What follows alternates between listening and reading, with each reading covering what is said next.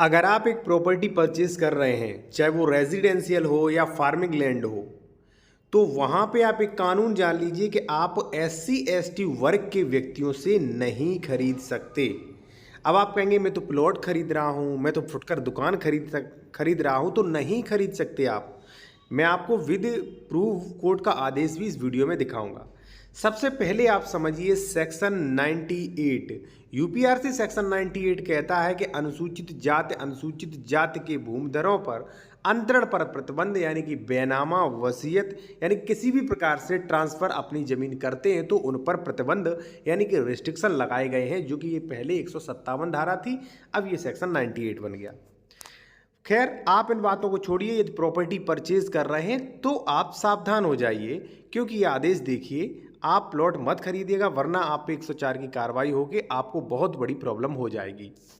साथियों यहाँ पे आप देख सकते हैं फुटकर दुकान का दिया जाना, अनुसूचित जाति के सदस्य द्वारा भूमि का अंतरण।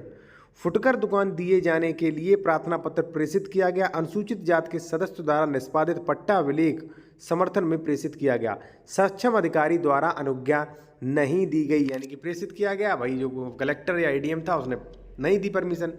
फुटकर दुकान दिए जाने के अंक के लिए पट्टे पर विचार नहीं किया गया। प्रश्न ये है, क्या उत्तर प्रदेश जमींदारी विनाश भूमि व्यवस्था अधिनियम धारा 157 का के प्रावधान केवल कृषि भूमि पर लागू होते हैं?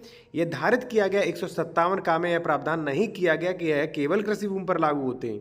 ठीक है, यह धारित किया गया कलेक्टर की अनुज्ञा के बिना पट्टा अभिलेख निष्पादित किया गया, उसे ठीक ही उपेक्षित कर दिया गया। अब स्पष्ट यहाँ पे दिया गया है कि यदि सक्षम अधिकारी से इजाजत के बिना अनुसूचित जाति के सदस्य द्वारा पट्टा अभिलेख निष्पादित किया गया, पट्टा अभिलेख या मान लीजिए रजिस्ट्री, तो उसे उपेक्षित यानी कि रद्द किया जा सकता है। देखिए साथियों, आप कोई मान लीजिए प्लॉट खरीद रहे हैं, दुकान खरीद रहे हैं, मकान खरीद रहे हैं, तो या तो आप कलेक्टर से परमिशन लीजिए, और नहीं लेते हैं आप वहाँ पे आबादी दिखा देते हैं और रजिस्ट्री करा लेते हैं, आवासी लिखवा देते हैं, हाई फाई स्टाम्प पे कर देते हैं, रजिस्ट्री करा लेते हैं, तो बिल्कुल इलीगल है। आपकी रजिस्ट्री कभी भी कैंसिल हो सकती है। कोई भी पड़ोसी या मान लीजिए कोई भी ऐसा व्यक्ति है आपकी रजिस्ट्री कैंसिल करवा सकता है और उस पर 104 की कार्रवाई भी हो सकती है।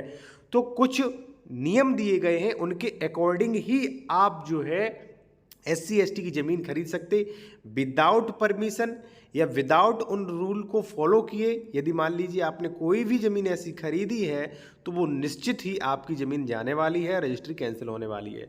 साथियों, यदि आप इस टॉपिक से संबंधित या मान लीजिए कोई भी लीगल एडवाइस लेना चाहते हैं, या आप उत्तर प्रदेश से हैं, कोई ज़मीन खरीद रहे और वहाँ पे डॉक्यूमेंट्स चेक करवाना चाह रहे हैं कि इस पर कोई विवाद तो नहीं, डबल रजिस्ट्री तो नहीं, तो करवा सकते। कॉन्टैक्ट नंबर आपको वीडियो की डिस्क्रिप्शन में आपको मिल जाएगा। साथियों धन्यवाद।